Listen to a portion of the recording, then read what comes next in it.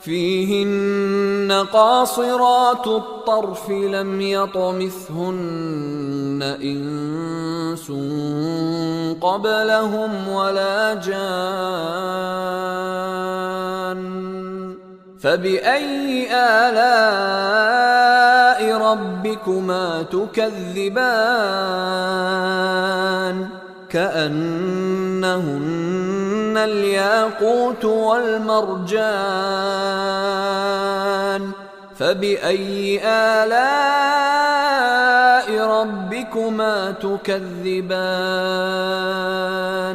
هل جزاء الإحسان إلا الإحسان